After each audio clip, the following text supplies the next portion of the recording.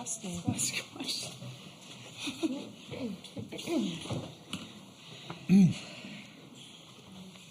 All right, we'll go ahead and get started. A reminder to please silence your cell phones, and then once you get the mic to ask a question, please give your name and affiliation.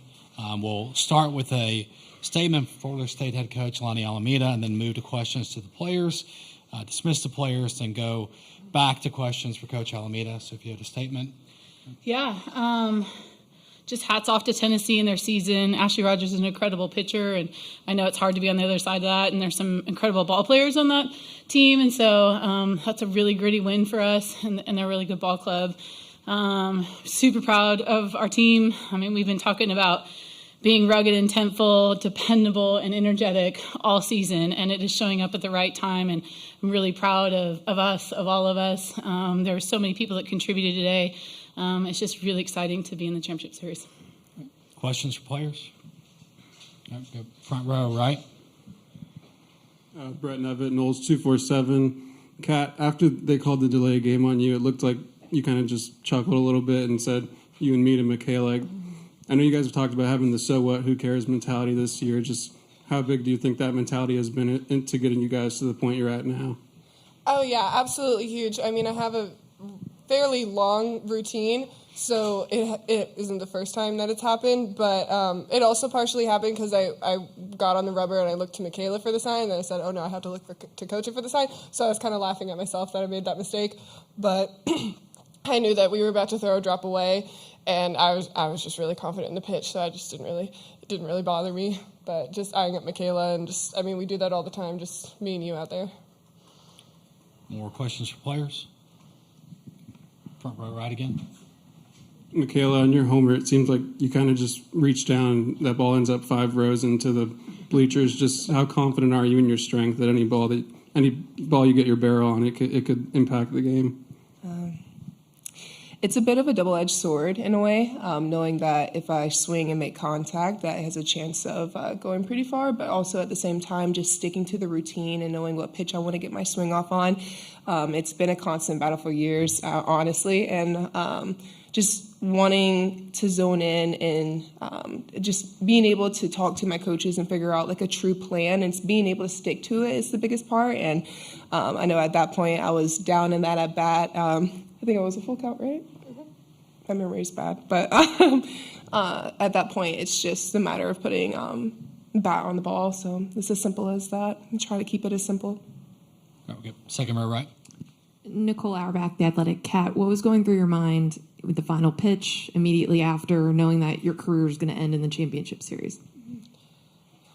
I'm just so unbelievably grateful, just top to bottom. I'm so grateful for Coach and for the coaching staff. I'm so grateful that I'm at Florida State, and I'm grateful to be here. I'm grateful for the team. Like, I was just really honestly overwhelmed with gratitude. Like, it's just every athlete's dream to end their career in the national championship game, and I always knew that we could do it, so I'm just really, really, really proud of the team today. Like, I just don't think that words could even express just how happy, and I'm just so elated to be playing one more day and getting to put the jersey on one more time. Second row, right again. Bethany, with as long as your college career has been. Grandma. For this to be your first home run in a Florida State uniform, to come now, what was your approach in that at-bat, and how did that feel? Yeah, my approach was really just kind of sticking to my plan, talking to TKM, the day after Super Regionals, I was just getting to work, kind of focusing on what I needed to focus on and knowing that nothing else mattered before then. And just wanted to make sure that whenever I get my opportunity now for these moments, to be able to capitalize it. And just wanted to get my pitch, stick to my plan, and it kind of worked. So I really just wanted to pass the bat, give everyone else a chance, just kind of score some runs. And it was a really cool moment. Second row, right again. Michaela, I have to ask about your eye makeup. How long did it take? What was the inspiration behind it? It looks incredible. Typically, it only takes me like 30, 35, sometimes 40, depending. It's like the overthinking to it. I try to keep things as simple as possible, and as soon as I start putting colors on my face, I just go for it. But as you know, it's Pride Month, and I wanted to do something just to kind of honor that fact. And I was asking around here and there, asking for some opinions, and I got a little halfway. I think I posted my tutorial. I was like, man, people are gonna like go halfway into this and they're gonna be like, ooh, this is not gonna look good. But it's all about trusting the process, and that applies on and off the field. Go to Justin in the background on the left here. I have to follow that. Justin McLeod from X Training Softball. Bethany and Michaela, Tennessee's got 3 main pitchers that they've used all year, and you saw all 3 of them tonight. Can you just kind of walk me through the adjustments from one to the next and how you guys made those adjustments tonight? Bethany, you can go first. Okay. Yeah, so we kind of, like I said, we really just stick to the plan of like what the pitchers like throwing for strikes and whatnot. Kind of going from the first pitcher to the second pitcher, one is kind of firmer, kind of going to more of a choke and poke mentality and kind of getting barrel to ball any way that we can. So that was kind of the adjustment from that piece. Because kudos though to Tennessee's pitching staff. I mean, they're here for a reason and they're really good. So just kind of doing whatever we can to really make contact and put barrel on the ball, especially with 3 main pitchers, is my philosophy. Yes, 100%. I think just as an offense, like, you want to get the starting pitcher off the mound as soon as possible. And like knowing that Tennessee has a great pitching staff, like you have to read up on what they do, what they throw, and have an idea of how to execute. And I think we all had a pretty good plan on those 3. We were prepared, even if they were to bring in any other pitcher that they haven't typically used. But just being able to stick and follow to the plan was always the goal. All right, we have a couple on Zoom. We'll go to Jack Williams.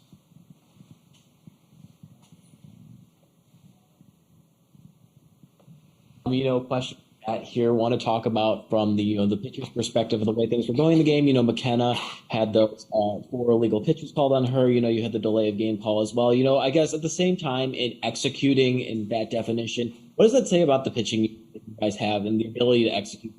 It might not be going your way. I think. Okay.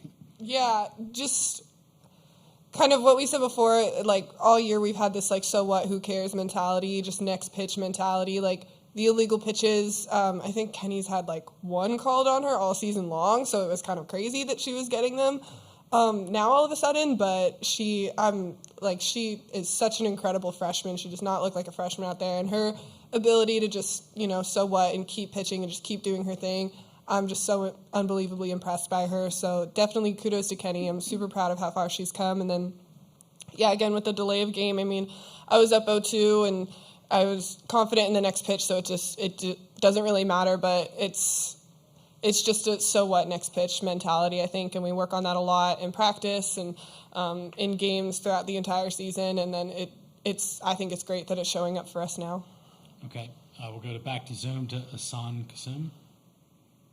Yeah, for all 3 players, Lonnie scheduled Oklahoma State and Oklahoma in the regular season, and now you got it's gonna be flipped. You got Oklahoma State for 1 game, and you get Oklahoma for 3 games. But how much of those games prepare you for where you get about facing number 1 Oklahoma now?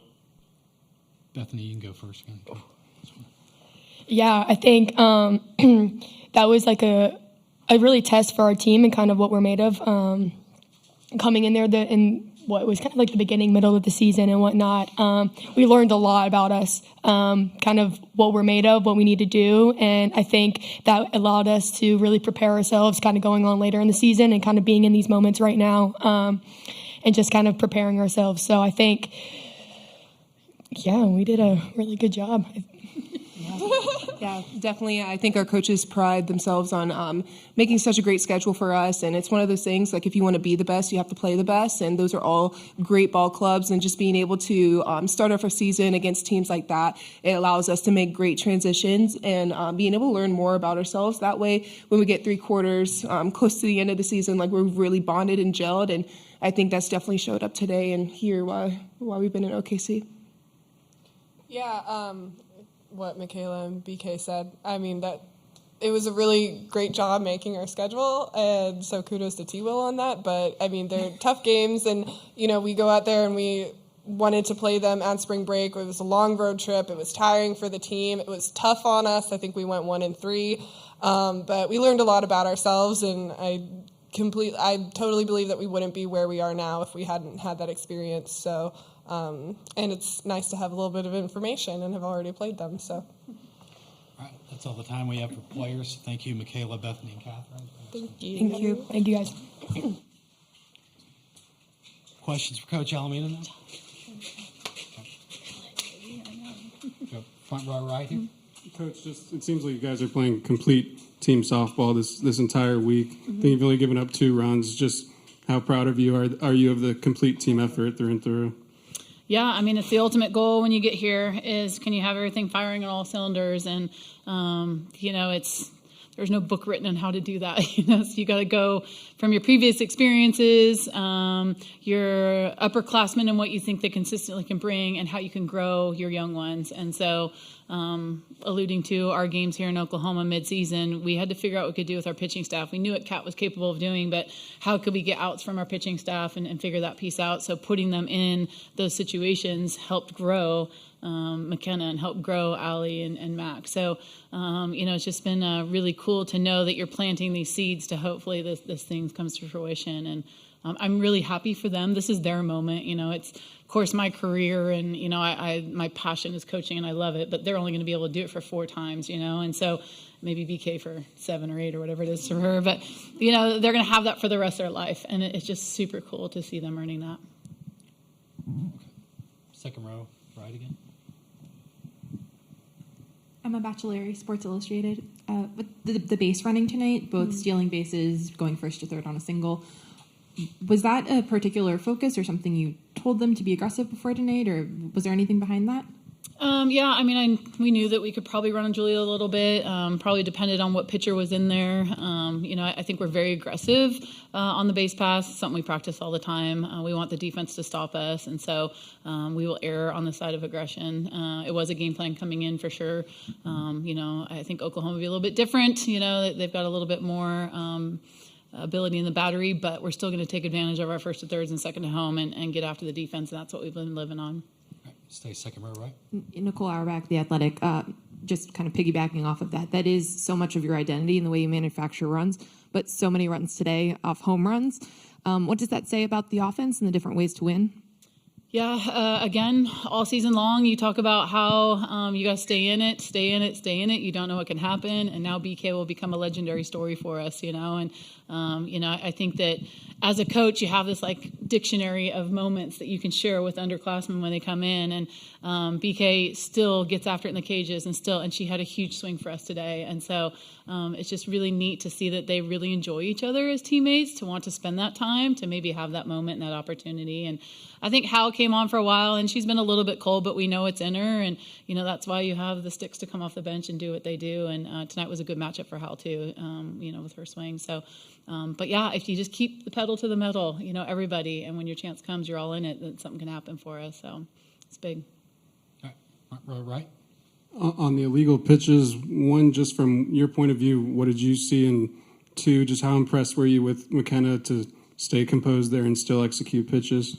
Yeah, she was way more composed than I was. So that was the student teaches the teacher, I guess. But again, the consistency. So all season she's been called 1 time, and then it was front foot, and then it was back foot, and then it was front foot. And I'm like, okay, who's talking to who right now, And I know strategy-wise as coaches, we get in the umpire's ears, but, it just really bothered me that was happening in that moment. And then the next inning, there's nothing, So, but again, McKenna, on out there, I'm like, you fine? Can you make this adjustment? And she was, and she did great. And so really excited for her maturity. I mean, she's grown a ton this year already, but to be in that situation, to not let it bother her was just outstanding. We'll go second row on the left over here. Alex Scarborough, ESPN. You come off your interview with Holly and you give Kat a big hug. I'm just curious what you're thinking in that moment and what Kat means to this pitching staff, but also just the program over 5 years. Yeah. Tears will start flowing here. I'm just kidding. So I think with Kat in the beginning of the year, we sat down and really tried to map out innings and try to figure out how could we get Kat to be the best version of herself at this time. And when I presented that to her, it meant a lot less starts, a lot less innings, and a lot less comfortable situations. And so for her to be the teammate that she is, to be like, oh, okay, I'll do it, and then start doing it, and she struggled with it. And she really prides herself on being really good in moments, and she's worked really hard to be the leader of the team, and I'm asking her to be a leader in a different way. So the moment to be like, I'm so proud of you, like to come into a ball game. Like it is hard to come into a ball game and close out a ball game. It's really hard. You have to rely on your abilities and your experiences. But she's been doing it more and more. She's starting to get comfortable with it. And now everything that we thought would be is showing up. And it's just really cool. So really proud of her to understand that piece on the strategic side. But I would say on the growth side, she was such a young kid coming in, could sit and read a book for 3 days and not see anyone. And now she's like, taking control of a team. She's got that sass walking off the field. She's super confident in who she is. So, you get proud of her as a person too. And she's able to lead these younger pitchers in those moments. And so, she's the MVP of our team awards, and you can see why, because she just really brings everyone together. So yeah, the embrace was just, I love her to death and so proud of her, and we would not be here without her. Our last question will be in the front row, right? We talked about it after the last game, just this team's ability to kind of control the swings of the game. Just, I think you guys have shut down innings 16 out of 18 opportunities this postseason. Just how proud are you of that fact? Yeah. We're so fortunate that our conference continues to get better and better. And we had one of the highest home run hitting teams in the country in Vautech. We're facing Duke, who's a very good adjusting team, Clemson, who has a great pitcher. So we were week in and week out, not only out of conference, in conference, being challenged on how we can keep momentum in our corner and how we could stop momentum. And so when we get in these moments, Georgia was an outstanding offense, Tennessee's an outstanding offense, Oklahoma State's an outstanding offense. So it's like we were going back to, hey, we've been here before. And so how can we stop momentum from happening? And that's going to be a challenge for us with Oklahoma too. They are an outstanding offense. So we've got to be really good pitching and defense and one pitch minded. And we don't look too far ahead, and we don't really dwell on the past. And I'm really proud of the defense and pitching. It's not just pitching, it's defense and pitching that works together to make that happen. All right, then I'll wrap things up before we start. Thank you very much.